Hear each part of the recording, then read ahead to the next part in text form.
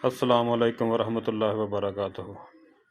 भी अजीज़ो दोस्तों, आपको एक वीडियो दिखाने जा रहा हूँ मैं कि अफराद मिलकर किस तरह अपने मुल्क को काम।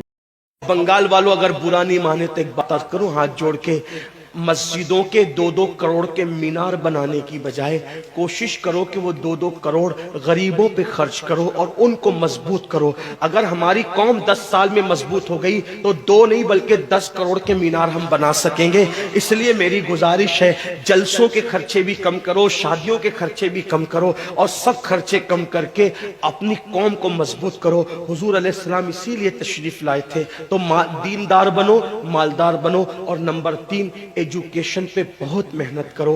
कोई भी जाहिल न रहे, कोई भी अनपढ़ न रहे। खूब खूब पढ़ाओ अपने बच्चों को। 10वीं 12वीं तक कभी मत रुकना, बल्कि अपने बच्चों को IAS बनाओ, IPS बनाओ, डॉक्टर बनाओ, इंजीनियर बनाओ। डॉक्टर भी BOMS वाला मत बनाओ, बल्कि MD और आला से आला डिग्री दिलाओ। अब आप कहेंगे मौलाना पैसे नहीं है। मैं आपसे कहता हूं, हर साल ईद पे नया कपड़ा न बनाना पड़े न बनाओ, धुले हुए कपड़ों पे ईद कर लो, लेकिन अपने बच्चों की तालीम पे खर्चा करो। इसी तरीके से किसी और जगह पर पैसे लगाने की बजाय 10 साल अगर इन 3 निकात पर आपने मेहनत कर दी, दीनदार बनो, मालदार बनो और एजुकेशन को आम करो। हर बंदे को पढ़ा लिखा बनाओ। आप कहेंगे मौलाना नौकरी नहीं मिलती। मैं कहता हूं, हम नौकरी के लिए नहीं पढ़ते, हम अच्छा इंसान बनने के लिए पढ़ते हैं। इसलिए कि पढ़े लिखे की तिजारत में अनपढ़ की तिजारत में फर्क है, पढ़े लिखे की गुफ्तगू में अनपढ़ की गुफ्तगू में फर्क है, पढ़े लिखे के उठने बैठने में अनपढ़ के उठने बैठने में फर्क है। देखो,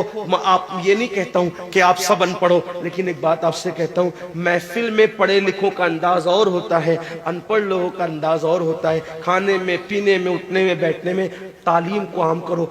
दुनिया भी पढ़ाओ, आखिरत भी पढ़ाओ। अपने बच्चों को इतना इल्म दो कि वो मुसलमान रहे, सच्चे मुसलमान रहे, और अपनी बच्चियों को भी इतना इल्म दो, सच्ची पक्की मुसलमान रहे। और स्कूल, कॉलेज, यूनिवर्सिटी में आला से आला तालीम दिलाओ। और याद रखना, गुर्बत का बहाना मत बनाओ।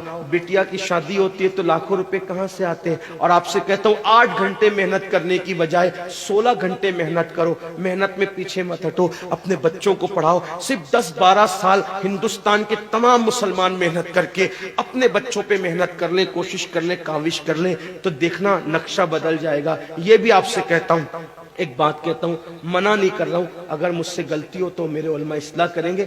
आप मेरी जात को देख के कबूल नहीं करना। बाप के चहलुम पर 40 देग पकाने की बजाय 1 देग पकाओ।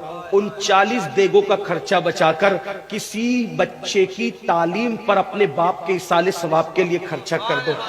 पीर साहब के मजार पर 1 लाख की चादर ला के डालने की बजाय 100 रुपए की चादर डाल दो। बाकी के पैसे बचाकर गरीबों की तालीम पे खर्चा कर दो। पीर साहब के इसाले सवाब के लिए वो उस 1 लाख की चादर से जितना खुश होंगे, वो 100 रुपए की चादर से भी उससे ज्यादा खुश होंगे, क्योंकि आपने किसी को उठा दिया, किसी को आपने तरक्की पे ले गए। एक बात कहता हूं, मेरा पीर जन्नती है तो मेरे पीर को मेरी 1 लाख की चादर से क्या गरज। उसको तो जन्नत में उससे बेहतर लिबास मिल चुका है, उसको तो 1 लाख का उससे बेहतर लिबास मिल चुका है। तो ये बातें तल्ख लगे, माफ करना, लेकिन आपसे एक बात कहता हूं, रसूमात से निकलो, हकीकतों की तरफ आओ। रसूमात से निकलो, सच्चाइयों की तरफ आओ। एक दूसरे को गिराने की कोशिश मत करो, एक दूसरे को उठाने की कोशिश करो। आपस के झगड़े खत्म करो। तेरा सिलसिला बड़ा, मेरा सिलसिला बड़ा, तेरी बिरादरी बड़ी, मेरी बिरादरी बड़ी, तेरा पीर बड़ा, मेरा पीर बड़ा।